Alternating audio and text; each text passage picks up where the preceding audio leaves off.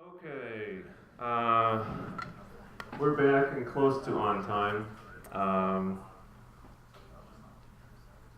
And we're going to continue now with a little bit more of a Python-based lesson now that we know how to use Git and GitHub a little bit. You'll get plenty of practice with that throughout the course. But for now, we're going to go on to doing something with Python. And we're going to start by revisiting something we've already talked about a little bit, and that's data types. We talked briefly at the end of the lesson last time just about the different types of data we can have stored as variables in Python. And to do this, I'm going to ask that you, if you want to follow along, open up a Spider window like this, and we're going to type some stuff in, provided I can read what's on the screen over here. And we can start. We're going to be kind of working with some data that's available from the Finnish Meteorological Institute across the street, kind of over there, about some of their different observation stations that they have. And we can put in a few things here just about one of these stations, in this case, something like a station name. And in this case, we'll take one locally. So we'll go with Helsinki and I guess Kaivopuisto.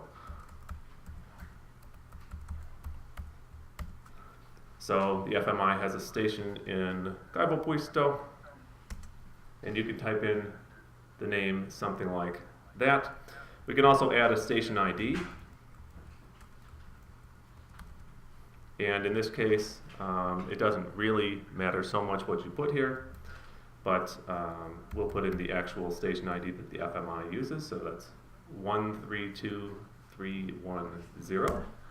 This is just some number that they use to assign to their stations they have within their network. We can add a station latitude. We'll just call that station lat, and again, this will be a number, so we'll say 60 degrees, 60.15 degrees north. We can add a station longitude, and that's 24.96 degrees east. And lastly, we'll add a station type. And in this case, it is a Mariograph, which is a word that I had not heard prior to starting to play with this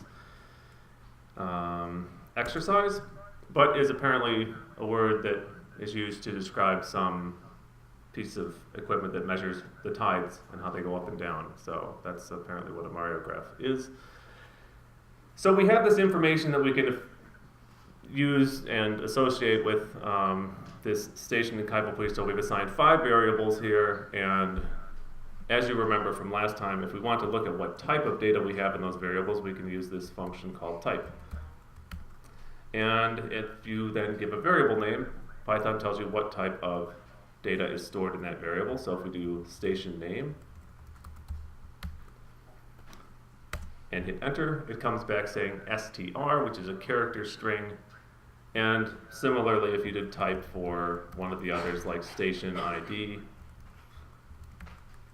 it comes back telling you it's an int for an integer value, so this is a whole number.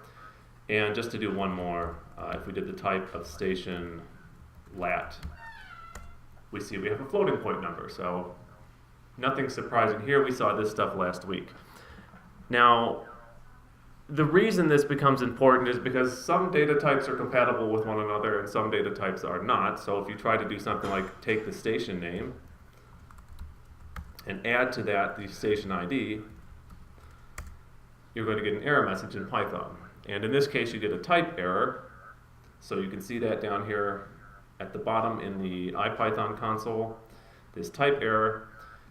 That's basically telling us if you want to add things together, you can't add together numbers and a string directly.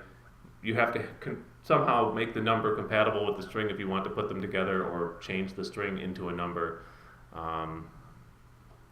And so that doesn't work if you just try to add the 2 different data types together. And we saw, again, last week an example of the same kind of thing. Now, of course, there are solutions to this kind of problem, And one of them is to say, for instance, take the station ID. And we're going to call this now station ID str. And that is just to indicate that this is going to be the string version or the character string equivalent of station ID. And we can use a special function in Python called str. And we'll put in here now station ID. And what this str function does is it converts some numerical value into its equivalent as a character string. So when you hit enter here, nothing happens, but if we look, for instance, at the type of station ID str, it comes back saying it's a string.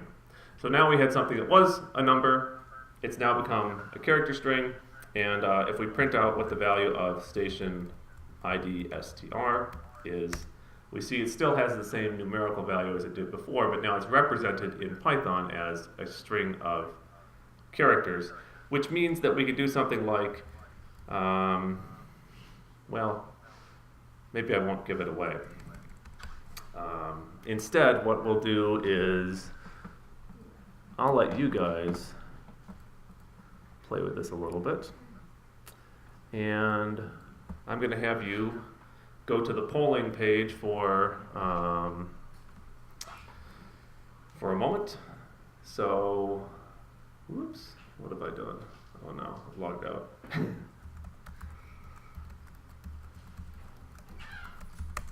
All right, we're back. So if you go to the geopython.github.io/poll, I guess maybe we can write that on the chalkboard or something. I don't have an easy way to show that up here, I don't think. But there's a question there, and the question for you is, now that we've seen a little bit of these different data types, and we know what station ID is, we know what station long is, if we were to type the following statement into Python, print station ID, what's going on here? Okay. People are just changing their mind, it seems. So if we print station ID plus station long, the question is, what would you get? What's going to show up on the screen when you try and do this?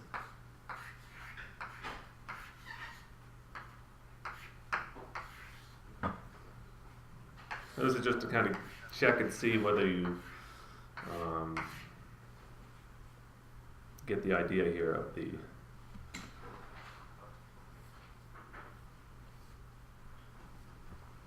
different data types. So I'll give you just a moment to answer, and then we'll talk about that.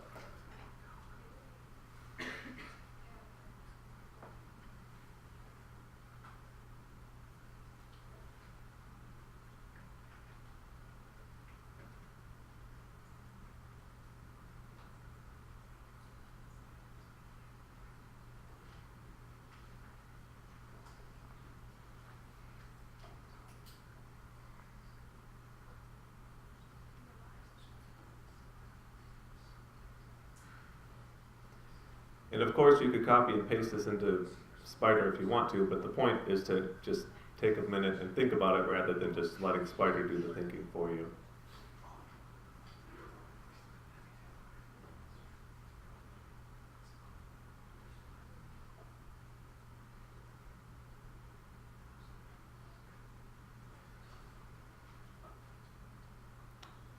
Okay, so we have 25 online and 23 responses, so I think that's not too bad. We'll maybe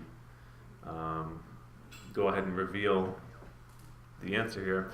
So when we add together the station ID is an integer value, it's a number. Station long is also a number, 24.96 or something like that. And we had 132,310, I think, for the station ID. When you add those two numbers together, you get exactly what you might expect when you add two numbers together. Integer number plus a floating point number, they're perfectly fine to combine with one another. So the correct answer in this case is the most popular choice, so that's good.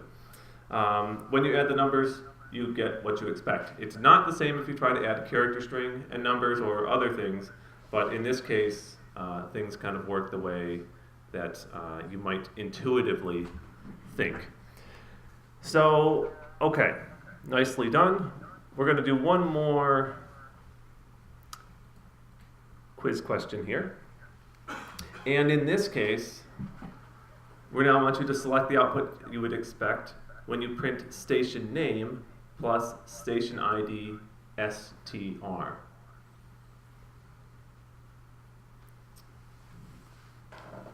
So I was just about to do this in the terminal when I realized that I had a poll question about that you should think about doing this. But yeah, what do you expect in this case when you add these two things together?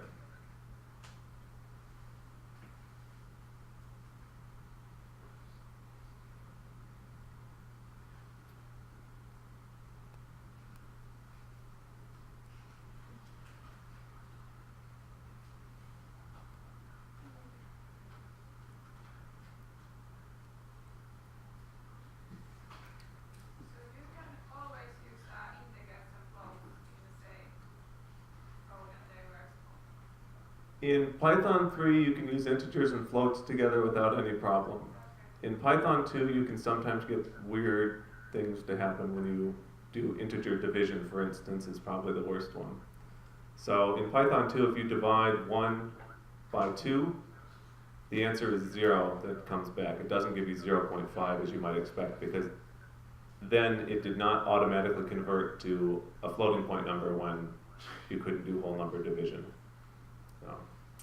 Okay, it looks like, once again, we have a pretty clear consensus here that when you take the station name, which is Helsinki Kaivopuisto, and you add to it the station ID as a string, no problem. They're both the same data type, they're both strings, and all it does is just literally put one and then the next one following it. So there's no space or anything in here, you just get Helsinki Kaivopuisto 132310. In this case, this is not necessarily that nice of a way to sort of have this information, but certainly you can do that.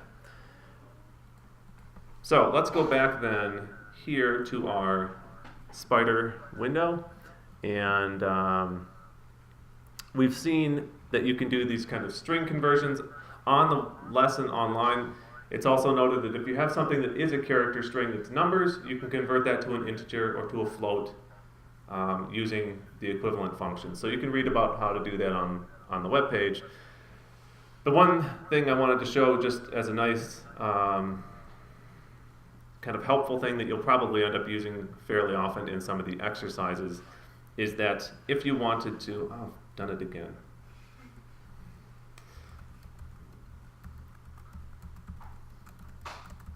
It wouldn't be so bad if I didn't have this like 20 character long password. Yeah, so if we wanted to make one more variable here called station name and ID, we can combine these two pieces of information like we saw before, where we take station name plus, and in this case I'm going to do a colon, so station name plus colon plus station ID str. So remember, I want to use this character string version of this. Just going to make a variable that should have the station name, and after it, colon with a space, and then the station ID. And if you type that in without any mistakes, you can then print out station name and ID. And you should see Helsinki Kaivopuisto colon 132310. It'll often be the case that you're going to have something like you've come with some number that has been processed in some way, you want to convert that to a string and then have some other string added to it. Or if you're like later in the course when we do plotting, almost always you have some like number value you want to display on a plot, and it has to be converted to a string to be displayed on the plot. So that's kind of the just quick review and stuff about the data types. Now we're going to move to something new and talk about lists and indices, and we'll clarify what an index is in just a moment. But so far in Python, when we've seen variables, we've always used them to reference one piece of information. It could be one number, one character string, one true or false Boolean type variable or whatever. But you can also reference collections of information with variable names in Python. So to continue with our theme of using these FMI observation stations, we could make a variable called station names. And in this case, we're going to set it equal to, starting with a square bracket, and now we're going to give some station names. So we can start with Helsinki Harmaja, I think.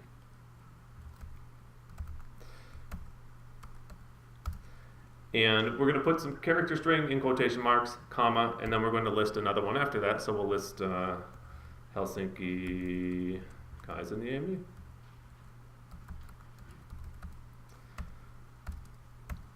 And I am sticking with the actual full name from the FMI webpage, so I could omit all of these Helsinkis if I wanted to, but we'll keep them.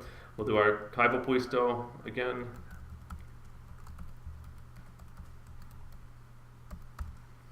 And then one more that should be near and dear all of your hearts, the Kumpula station. So we're going to list these 4 character strings, separate them by commas, and put them inside square brackets. This is a Python list. And it's probably already somewhat intuitive what this thing does. But if I hit enter here, it stores the variable station names, and I can print that out then. And when I do, I see my 4 character strings stored in this list. If I look at the type of data that we have here for station names, it also comes back as being something new. This time it is known to Python as a list. So when we make these things, you know, the key part here is that you put the square brackets around it. It could be a list of numbers, it could be a list of other data types, as we'll see, but you enclose it in square brackets and you separate the values with commas. And that's how you make our first kind of simple collection. Once we have something in a list, so we have our 4 stations here. If we want to access just one of them, we can do that. So we could take, for instance, our print statement and do station names. And then we're going to put a square bracket, and in here we're going to put a number. So let's say we wanted to look at the first station name here. We could put bracket, our square brackets and the number 1 in there, and if I hit enter, it comes back with Helsinki Kaisaniemi. Now I've sort of deliberately misled you here because obviously this is the second value in our list, and it's an important thing to get into your head as soon as possible. The lists or any kind of collection in Python always start at 0. So if you put in the number 1 thinking you're going to get the first value, you're actually going to get the value that's in the second position in the list. So if I'm just going to push up here to see the command I've just typed in, if I go back and delete the 1 and replace that with 0, then I get the expected first value in the list. And this is a computer science convention that goes back for a while with many different languages starting arrays and lists with 0 instead of 1. If you've used MATLAB before, you're probably used to things starting with 1. I don't know how it goes in R. Does R start with 0? I guess With 1? I'm not sure. Yeah. Does anyone know for R? Mika, does number start as 1? Maybe. I think it's 0. 0, okay. Okay. So it's really, you just don't know. There's a lot of different languages that do things differently. MATLAB starts with 1, Fortran starts with 1, Python starts with 0, C starts with 0. Yeah.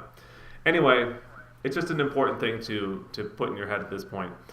This number that we've put in here, the 1 or the 0, is what we could refer to as an index value. So it's the number that refers to the location in some list of the information you're interested in.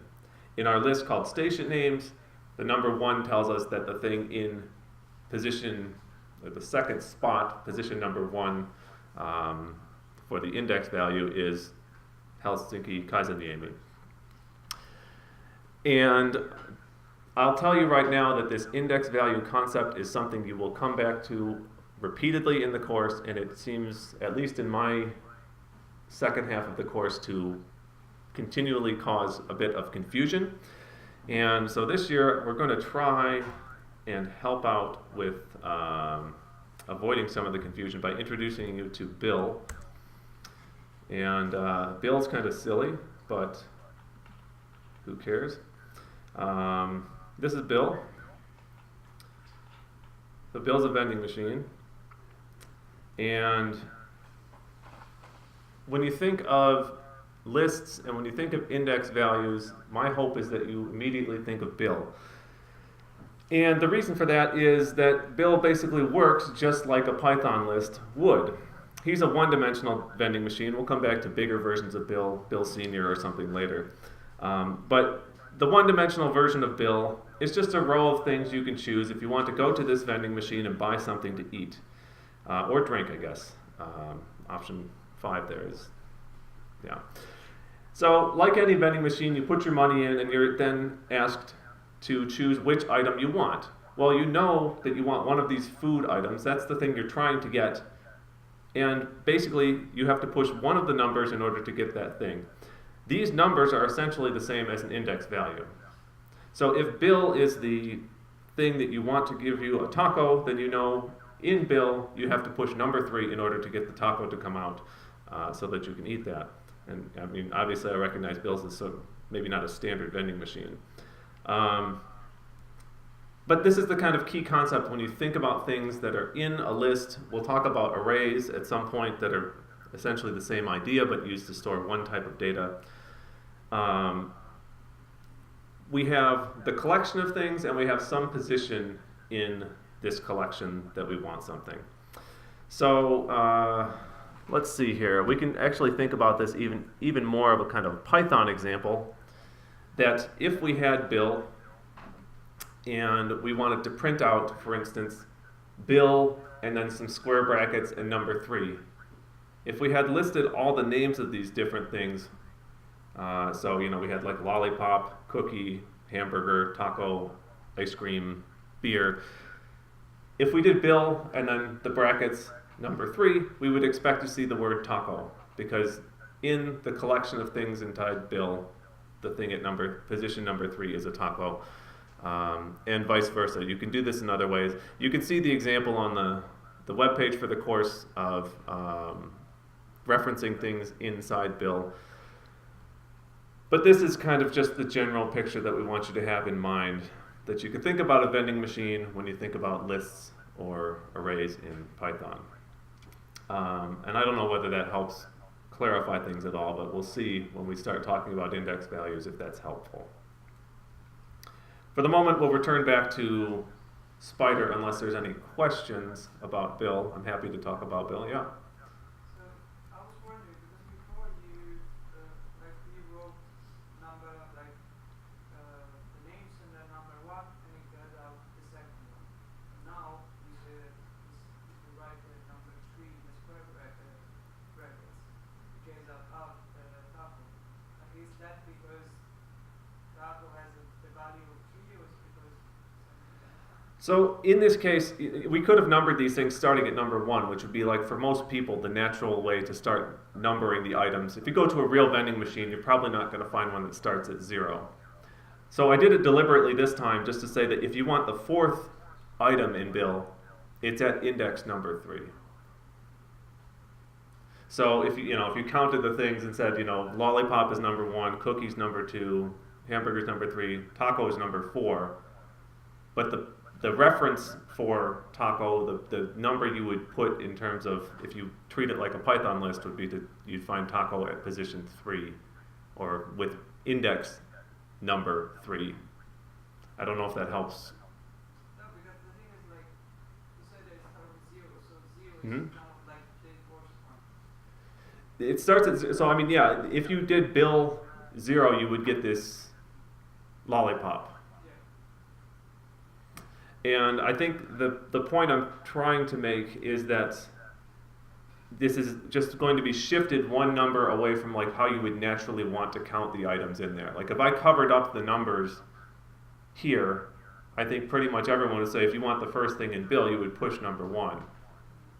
But in Python, of course, you would push number 0 because we start our list at 0. This might seem now quite obvious as you see this for the first time, but I guess when we move forward and when you really start using lists, there might be a moment when you're a bit confused what is happening.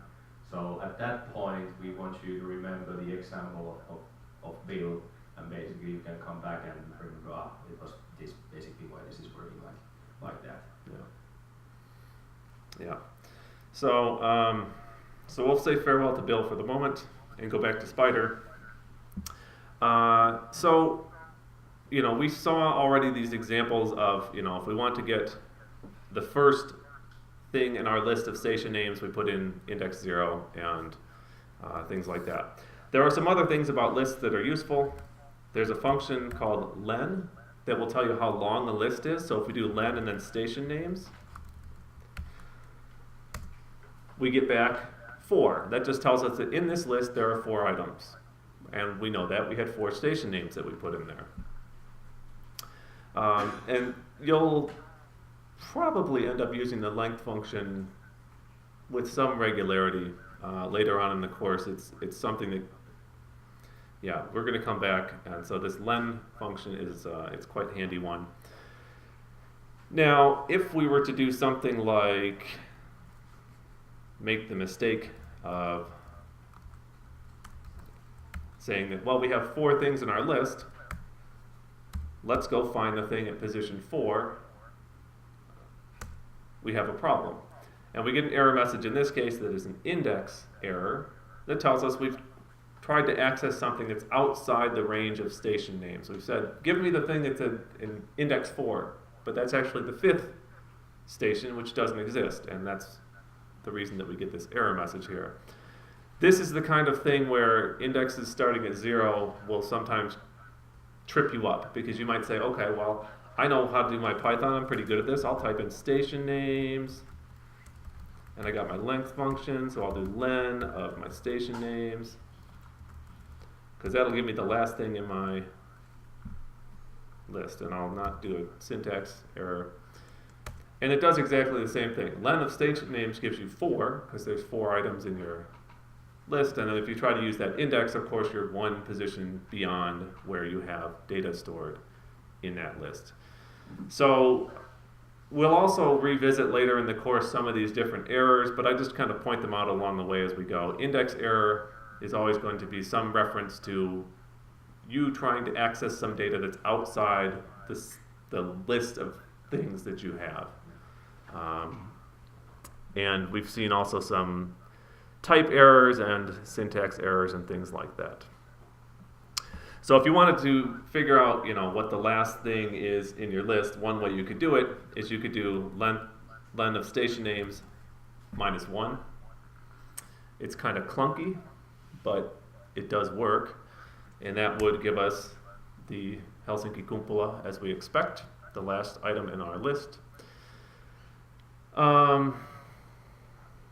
Let's see, it looks like I've got another question for you at this point. So we're going to go back to the polling page, and I'm going to see if I can, hi Bill, go here, and I'll make the question live for you. Oh yes, a very important list here of cute animals. So in our list of cute animals, we have a bunny, a chick, a duckling, kitten, and a puppy. And I don't know if I actually, maybe I put this question in the wrong spot. If you were to guess, which animal do you think you might expect to see at index minus 2? I will tell you, it's not going to give you a syntax error or a index error. It does work.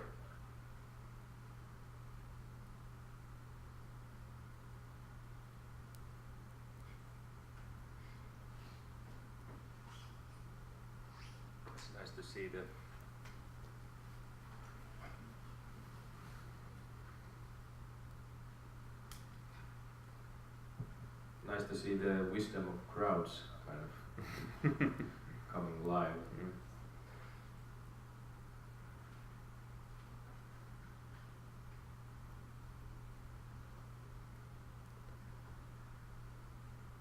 So yeah, I think we're doing pretty well here. And of course, you know, since this is a course that's shared freely on the internet, naturally the kitten has to be the thing that is going to be the cute animal that just happens to be the one that wins out in this case. So yeah, it turns out in Python you can do negative numbers in your list as the index value. What it does is it starts counting backwards from the bottom of the list. So if you put in index minus 1, that gives you the last item in your list. If you put in index minus 2, it gives you the second to last, and so on. So here we put in index minus 2, we get kitten. This turns out to be really useful because a lot of times you'll have some data file that you might read in that has a whole bunch of information, and you say, well, I don't really care about so much of this, I want to know what the last thing is in my list. And using this trick of index minus 1 to get the last value is an easy way to do just that. So I think I had intended to show you how to do these negative index values before asking the question, but as it turns out, you guys are already well ahead of the game here. So just in terms of our station names, just like we can go and get the last item by doing the length of the list minus 1, we can also just put in index value minus 1 here for Helsinki Kumpula, and we get that back. So let's continue here. Oh, I see a typo. We've got 2 number 6s in our list of things in the instructions here. So yeah, another thing we could do is we could put in different data types here, and you know, we could have a list, for instance, of the station types. I think I'm going to skip this in the interest of time because I want to make sure we have time to get to the stuff about writing scripts. The important point, though, is if we print out our station names, we see them all here. And as it turns out, lists are a type of data that can be changed. So if we said, like, for some reason that we had noticed some, I don't know, mistake in how we had typed things in, or we wanted to give some additional information in the name of one of these stations, we could go to one of the stations. We'll take the last one here for Helsinki Kumpula, and we could reassign the name of that station to be, you know, University of Helsinki Kumpula. Now, I hope no one from FMI is here that works there, because they probably wouldn't appreciate being lumped in with the university. But we can change the name of the value that's stored in a certain position in the index, 3 in this case, to be something else. And when we print station names out, I just hit up again 2 times to get back to a previous command. We now see that the data has changed to be something different than it was before. There's another example of how to do this on the web page that you can take a look at. So there's a couple last things I want to show you about lists before we move on to talking about the idea of objects in programming. And that is that we don't necessarily need to have all the same types of data in a list. So one of the things that's kind of interesting about Python lists is you can have different kinds of data combined. And so if we wanted to, for instance, take a case where we have station, and we'll call it Hel Kaivo, just to sort of abbreviate the length of the name. We can make a list here of all the information related to the Kaivopuisto station, and it turns out we've already typed all this stuff in before, so we can just simply type in station name, station ID, station lat, station long, and station type. So we can put into our list values that have already been assigned to other variables, and we know these are values that are of different data types. if you want to sort of confirm that for yourself and see what the variable values are, you can click here on the Variable Explorer in Spider. You see station ID is an integer, station lat and station long. These are the latitude and longitude we defined earlier. The name of the station and the type, all of this stuff is already defined. So when we make our list called Station Helkaivo, and print that out, we see that we have a string, an integer, 2 floating point numbers, and another string. We can also look at the types of one of those things, for instance. So if we went to Station Helkaivo, I don't know, 3, and check the type of what's at index number 3, we see it's a floating point number. So this should be the longitude of the station. And if we check what's at position 0, we see it's a character string. So obviously we can put different data types in here. So that's kind of helpful. The last thing we'll do as far as our lists go is we have our list of station names. That's here. And we've modified the last one, but we might decide at some point that, for some reason, let's say we don't want to include the Kaivopuisto station in our list because it's this Mario Graph one, not a regular weather station. There is an option for lists where you can use a thing called del, and then you give the position of something in a list. So if we said del station names, and the thing in this case is the Kaivopuisto station, so index number 2. We're going to delete that value from our list, and now you can see we only have 3 things in the list. So we can add and remove these values as we want. We could also do one other thing here where we do station names dot append. And I guess you probably know what this is going to do. We're going to add something to our list. So we could add another station from the list of stations in Helsinki called Helsinki Lighthouse to our station names list. And we could add another one just because I used to live near here, the Helsinki Malmi Airport, or Airfield, I think is the station name is. So now we can see we're back up to 5 items in our list. So that's quick kind of overview of how lists work. I know I was typing perhaps quickly enough that maybe it was a bit hard to keep up sometimes. So sorry for that if that was the case.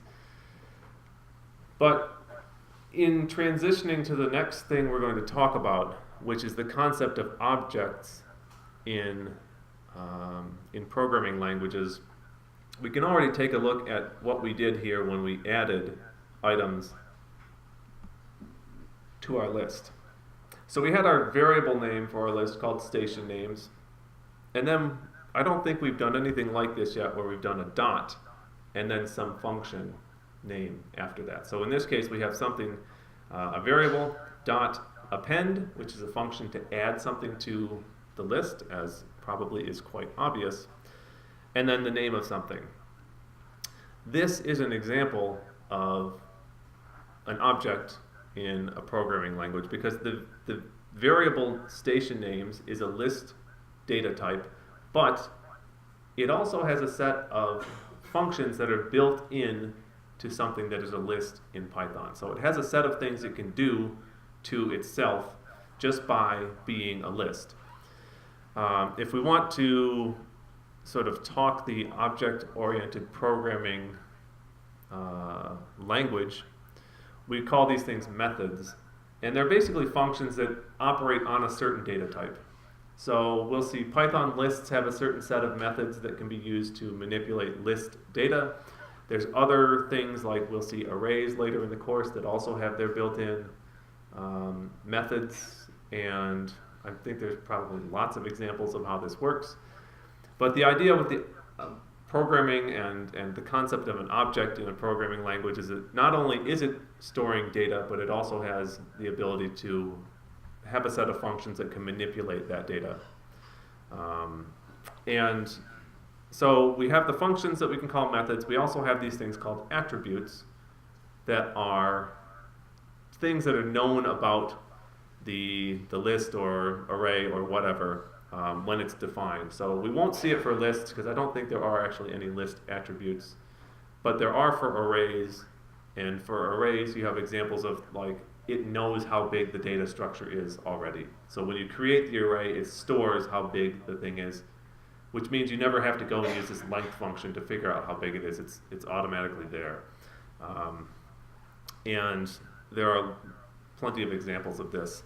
With our station names, I just want to kind of show you a couple quick examples of some of the methods. So if we type in the name, station names, and hit dot, that's always going to be how you apply a function or a method to a certain data type. So here we have our list, and we can, with a list, use a method called count. Count will tell you how many times something occurs within the list. And so, you know, if I do station names dot count and then my name, it comes back saying 0. My name doesn't appear in that list.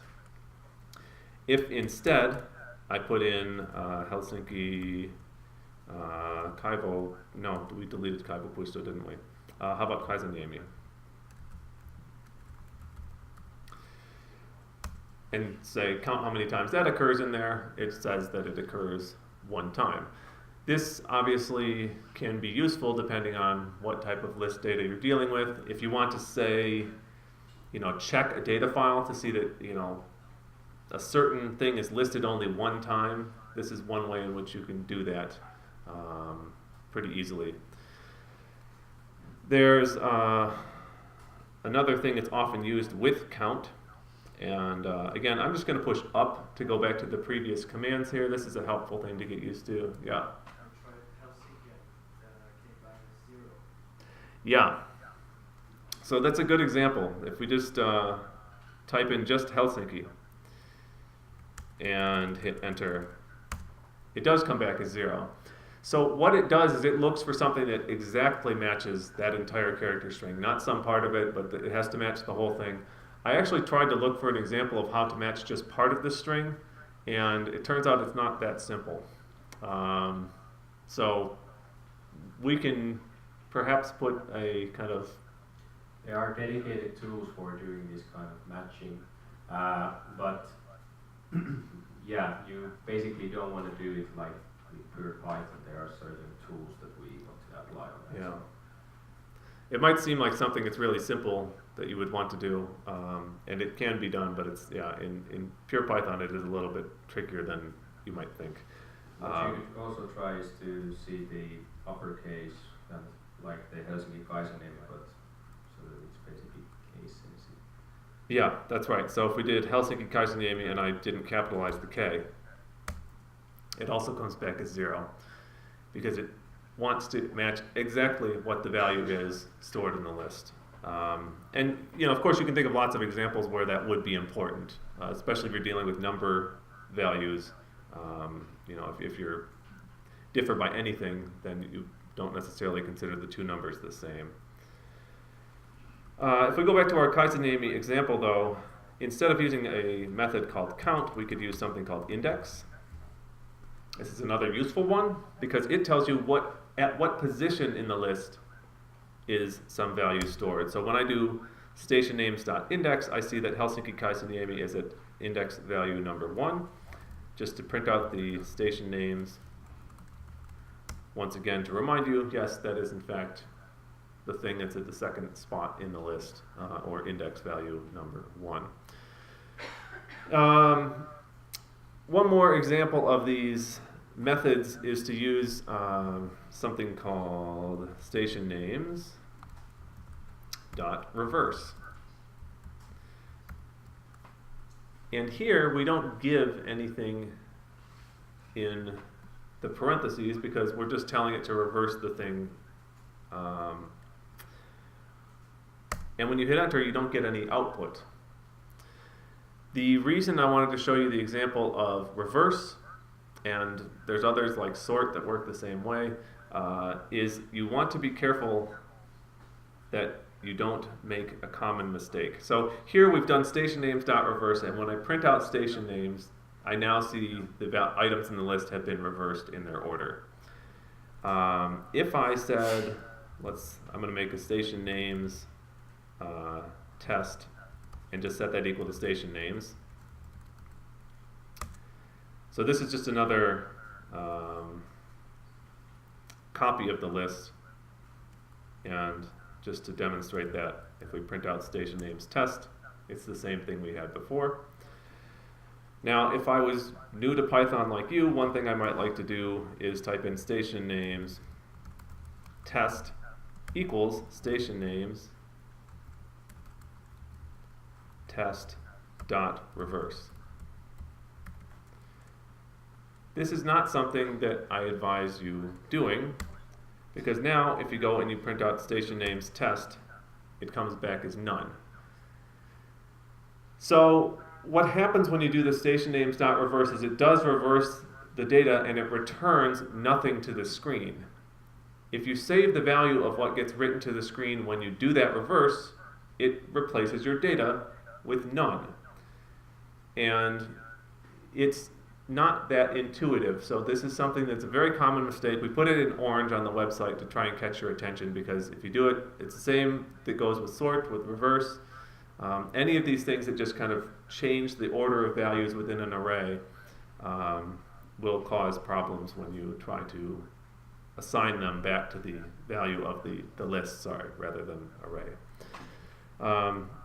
So we still have our station names because we kept that. And if we do station names dot sort, just the same way that we do station names dot reverse, and print out what we have there, they are then going to be sorted in alphabetical order.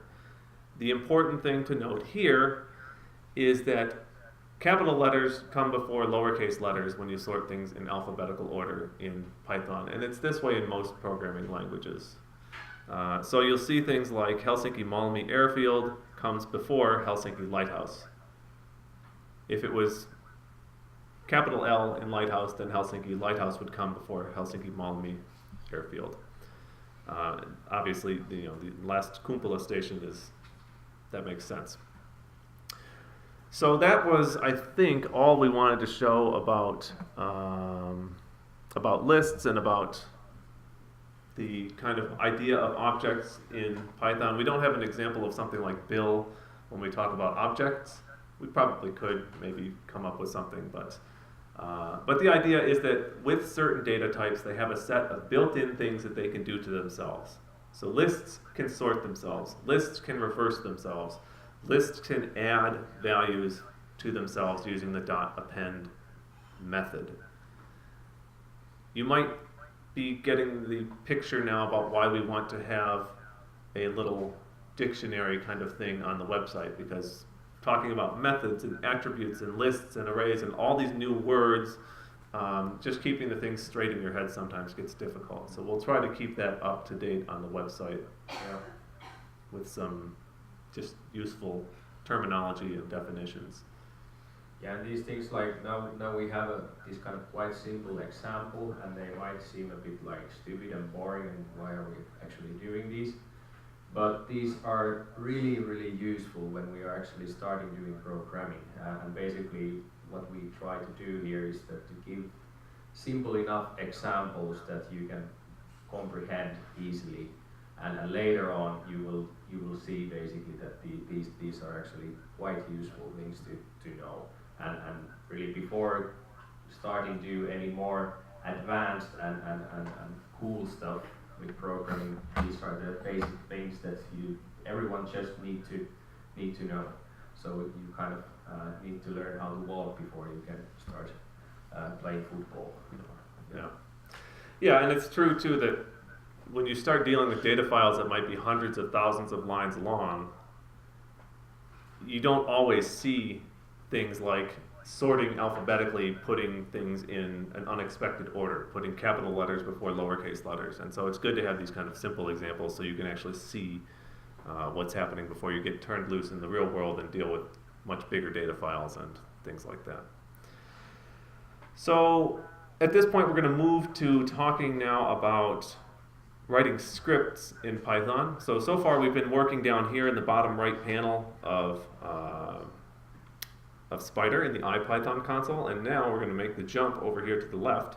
I guess you did load some things in previously when Henry was showing you how to do changes in and commit them to GitHub. But for this part of the lesson, we're going to work over here on the left. And if you're following along from the website, there's some stuff you can copy and paste into this window in the left side in Spider if you want to do that. I'm going to type it in because I don't want to switch back and forth between the web browser.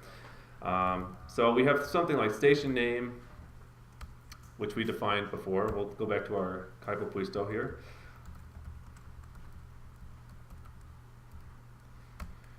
We have the station lat, which again we defined before as 60.15. And now we'll add a print statement. Print. And we'll say the station name. Again, it's easier for you to copy and paste this probably from the website, but you can type it in if you want. So the station name station is located at, and then station lat, I guess, comma, and we'll put north. So I'm going to just make this a bit wider so you can see the whole thing there. So all we have is we've defined two variables, and we have a print statement that says the station, you know, in this case it should be Helsinki Kaipopuisto station is located at 60.15 north. And if you save this, so if you just go to File and then Save As, I'm just going to put it on my desktop as, what do I call it, station info or something like that. Stationinfo.py. So you can just save that somewhere. It doesn't really matter where you put it for our purposes. If you want to have, you know, some Geo-Python lesson 2 directory and put it there, that's perfectly fine. And then you can click the save button down here. If you're having any troubles, please just raise your hand and someone will come and assist you. So we saved our script, and if you haven't done it already, you can click on the little green play button, or is it gray play button in Windows? Green. Green, okay. So you click the play button up here to run the file, and you should see down here in your IPython console on the right the output that we expect, which is the Helsinki Kaipopuisto station is located at 60.15 north.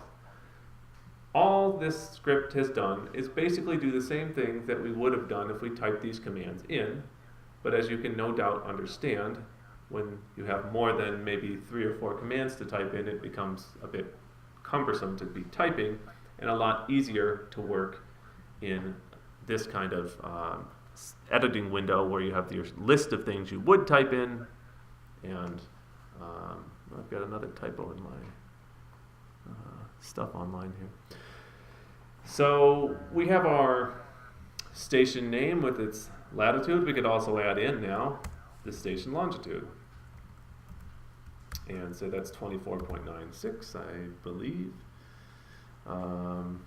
So we just add station long equals 24.96 down here beneath the station latitude. You can save the file again by going to File, Save, or if you want, like on a Mac, you can do Command S. But we save that, and actually, let's make one more change here, because in our print statement, now that we have the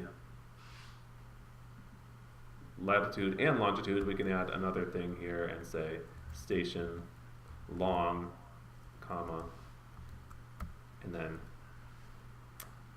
E in quotation marks. So the whole statement then, if we make this visible, now includes the station latitude and station longitude. I'm going to save, and if you run what you've just typed in, now you see down here in the IPython console that we have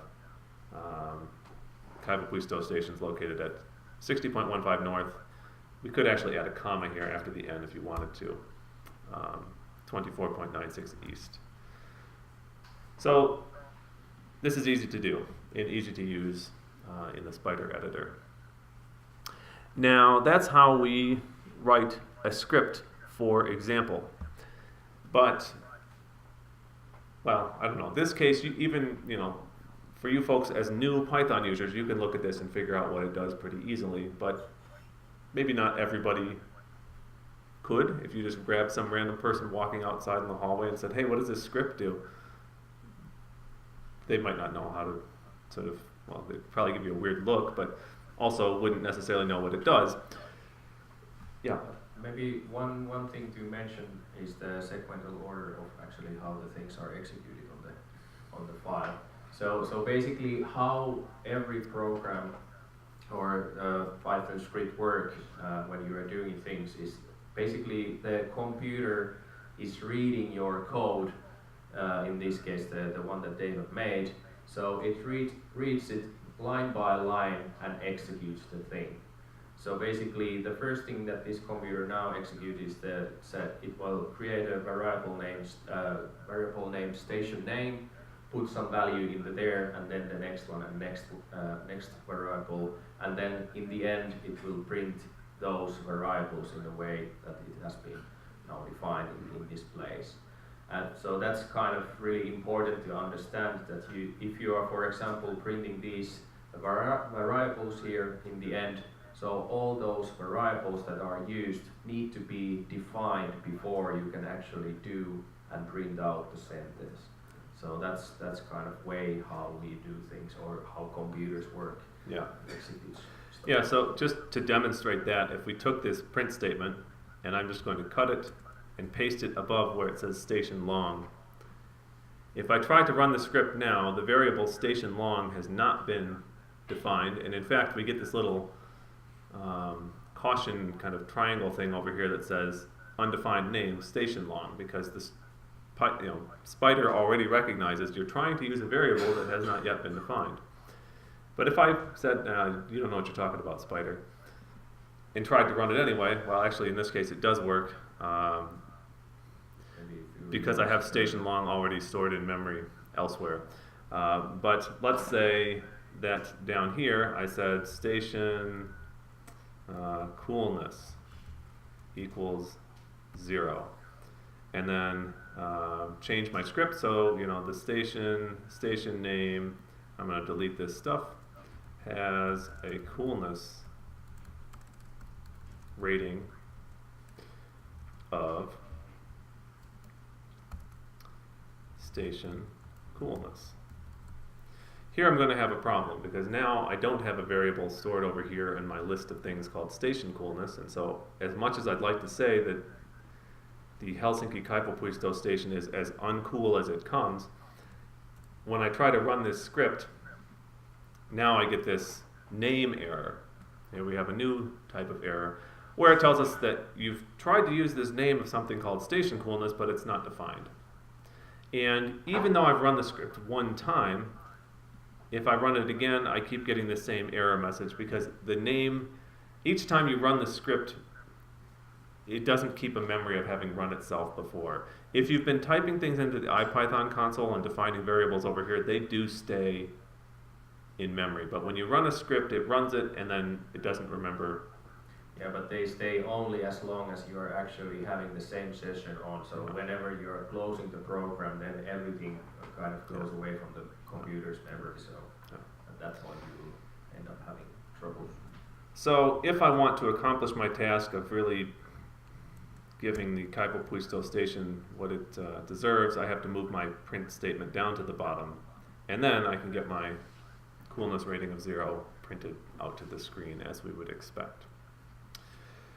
Okay, so the last thing we're going to touch on here is just when we're writing these scripts. I guess you get the idea now. It's just a list of commands, and the computer goes through and does them, as Henrik noted, one by one. I'm going to go here, and sorry, Bill, we're going to skip past you. jump over here to our lesson that we're working on about the Python scripts, because what I want to do is in this section about writing our script the right way, in quotation marks, I want to copy and paste what's already here so that I don't have to type this in. So I'm going to copy this. This is basically what we already have in our script in Python. You can do the same thing if you want. But I'm going to replace all the text, in fact everything that's here, with what I've just copied and pasted. So the first step, if we want to improve how we write our scripts, you can write them, you can have your code work perfectly well, but it's not that usable if you don't include some things in there that help people understand what the program does. The computer might not care about some of these things we're doing, but we're going to add some stuff that makes the program easier to use as a person. And the first thing is what are called inline comments.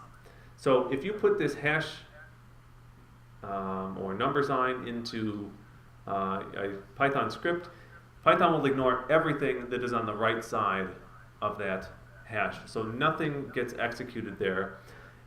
This is a basic kind of comment that allows you to put in some descriptive text to explain what the code does, but the program itself doesn't care that it's there. It's mainly just for people who are going to look at it. So here I've added some line at the top that says Finnish Meteorological Institute observation station name and location data. And then I have beneath there station name for station Kaivopuisto, Helsinki, Finland, and then I define the variable. Station latitude and longitude. Longitude is north, or latitude is north, longitude is east. Then I give those values. And then last, print station name and location to the screen. This is obvious in this case because we already know how these things work, but you're going to get into writing code that's a little bit more complicated and does things that you can't just quickly look at the code and immediately say, oh, I know what that does. These comments become a kind of key part of making that code make sense to you, because as Henrique mentioned an example of working on something and coming back to it 2 years later and not remembering what it does or how it works. I have cases where I work on something and I come back to it like 2 days later and I can't remember how it works. If I don't put the comments in there to explain the code, then it's really, really easy. Even if you write it yourself and you think you know how your brain works, it's really easy to do things that are just confusing or outsmart yourself. And the comments are there to help you, kind of like recognize what a dummy you are and make note of that. So we have these inline comments. That's the first thing that you should definitely be including in any of the scripts that you're writing. Another thing is to use the line breaks wisely. So right now we've put our script onto 8 lines, but they're all kind of smushed together and not necessarily that easy to read. Python doesn't care if you have blank lines in your program, in your script. So put them in places where it makes sense. If you define the station name and then you're going to define some different kind of data below, put an empty line in between the two. And you see already that just by adding a few empty lines in here, it makes the code easier to read. It makes it faster for you to kind of scan through and find some part of the code you want to change. And this is something that, again, it's probably obvious, but when you see people starting to write programs, so often you're focused on getting the program to work that you forget about these things like making it easy to use. And if you end up wanting to share some of the software you've produced, and some of you are probably going like, yeah, right, like anyone's going to want to use this script I've written, you'll be surprised. And you'd save yourself a lot of time if you write the code with comments and spaces in there at the start rather than trying to go back and do it later. So here we just add a couple spaces in here. In my opinion, this is a lot easier to read. One other thing we can talk about in using or writing our scripts wisely is to include something that's called a doc string in Python. And what a doc string is it's basically just some little block of text at the start of your code that describes what the code does and gives some basic information about how to use it. And we won't necessarily at the moment talk about how to get access to that information from within Python, but I do want to show you this example, and again I'm going to copy and paste this just to save some time because this, oops, there's another typo here. I thought I fixed that. Okay, well, whatever. So I'm just copied and pasted this example down here under using a docstring on the web page. What you can see now is that we have this little block of text up here at the top in green, and it starts with 3 quotation marks and ends with 3 quotation marks. Everything in between those is ignored from the perspective of the Python program. And so this is like, you would call this a block comment in the kind of programming language terminology. But essentially it allows you to put in whatever you want over as many lines as you like. So here I've listed information, what the program does. Prints information about an FMI observation station to the screen. 1-line description. If you can do that in a single line to explain what your program does, that's ideal. You just want to have a short thing at the start to explain how it works. Here, then I give a usage statement. This says if you want to run this program, we haven't really talked about how to run things from the command line or from the terminal, but you can basically just type the name of the program in a terminal and it will run. So in other words, you don't have to give any additional values in order for it to run, like a file name or something like that. And then lastly, I give my name and the date in which this script was written. Other than that, everything beneath here is the same as it was before. So again, this is a nice comment up at the top. If you look in the lesson down at the stuff under advanced topics, we give examples of adding a license, and it's easy to include that license in this docstring at the top of the file if you like. Because you've got this block of space, you can kind of put whatever you want in there in terms of the text. The licenses are basically if you are doing some kind of script or software or whatever, so basically the license says that how you can actually use that piece of code that you have created. Yeah. Okay, so in our last 10 minutes, we're kind of done with the Python lesson at this point. So yeah. About the difference of this docstring and the comment. Is comment that it's only 1 line, and in docstring you can have many lines. But is there any other difference? Not really. No, that's essentially it.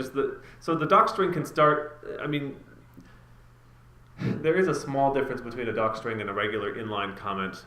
For the moment, let's not worry about that, because you can put this kind of block comment elsewhere in the code as well. Like I could put one down here if I wanted to say, like, Dave, get this to work.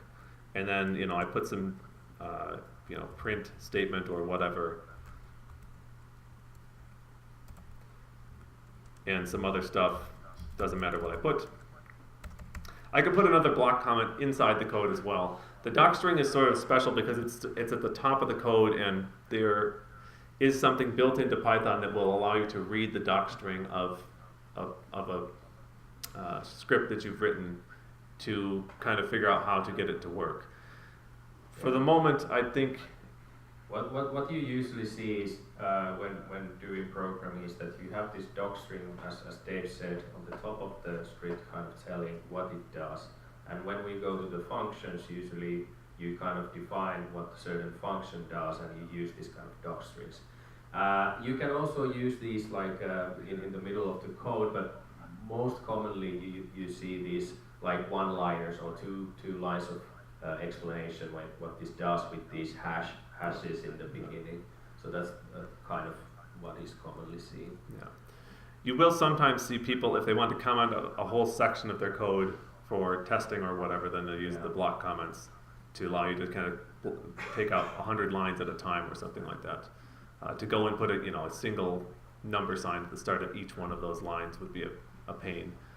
But yeah, we'll talk maybe when we talk about functions, we'll come back to docstrings a little bit, because that's when they start to become a bit more important. For right now, it's just a good idea to include some description of what the code does at the start of the script. So anyway, with our last, I don't know, what have we got, 10 minutes? Something like that, 9 minutes? We're going to go back here to the web browser, and I'm going to go to the, let's see, Geo-Python 2017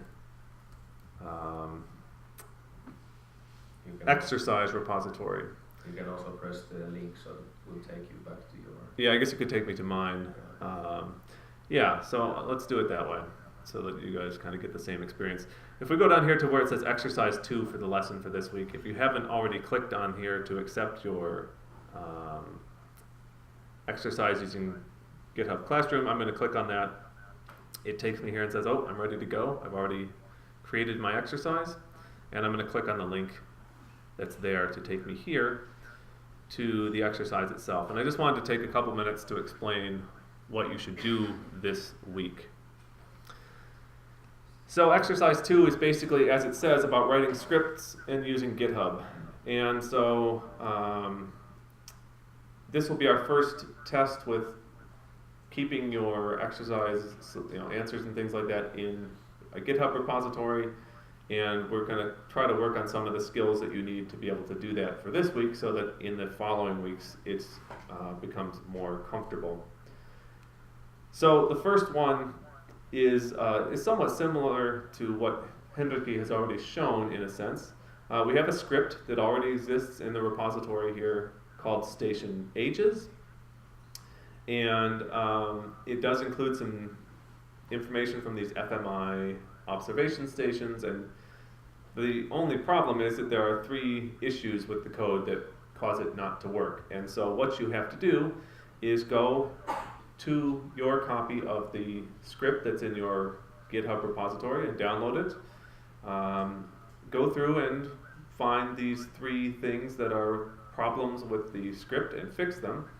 And after you fix each one, we'd like to see you commit your change to GitHub to kind of get yourself into the habit of finding some problem, fixing the problem, and saving that fix to your GitHub repository.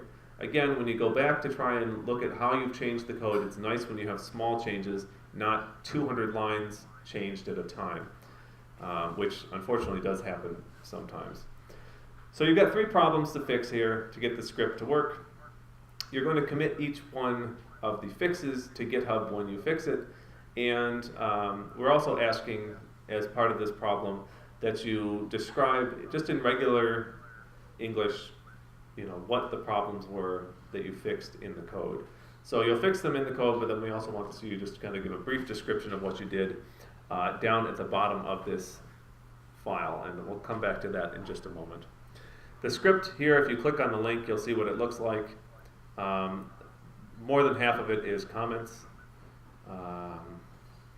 And there is a hint, I'll tell you, on the website, there's a hint about which lines you don't need to change in the code. Doesn't mean that you should change the others, but there's a couple lines in there that you might think you should modify to get the script working, and there's a few where we say you don't need to change these.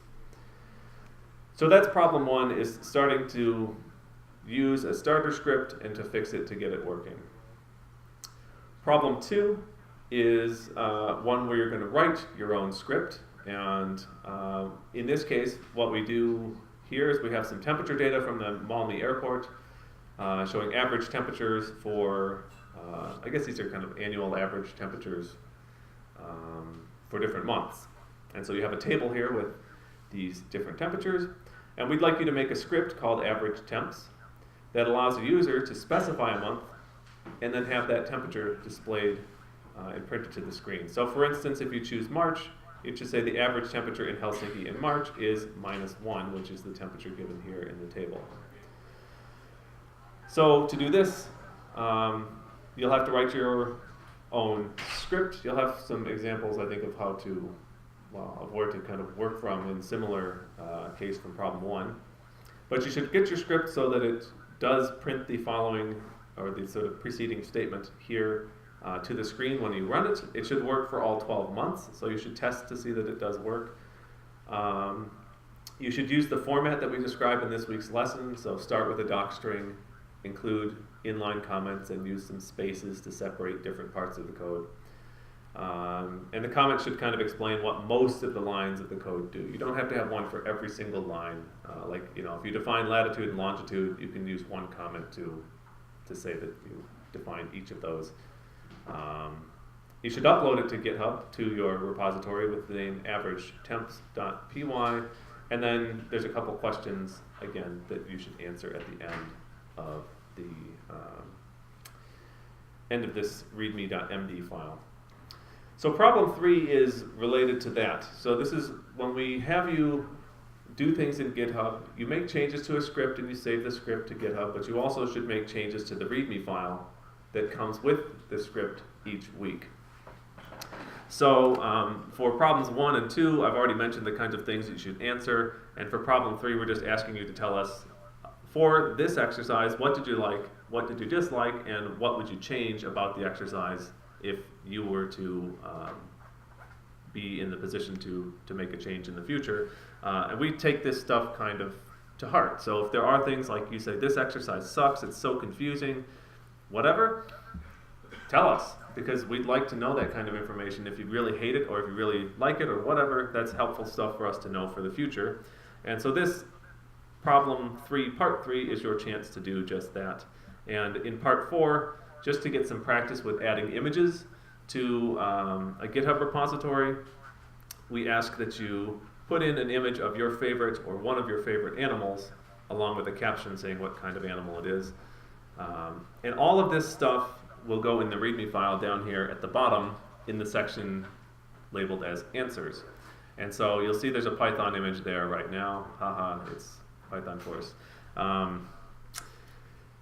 And a little bit of an example of some text that includes bold and italics. So you can kind of see how this stuff works. You can see how the headings, different sizes are used. There's an example of a link in here. So you can see this stuff that, you know, when you make changes to the README file yourself to answer some of the questions, you can see a bit of the formatting here. The link, as it turns out, takes you to the page on using GitHub Markdown, which describes here in detail how to make different size headings, how to style the text, how to make tables, and all that kind of stuff.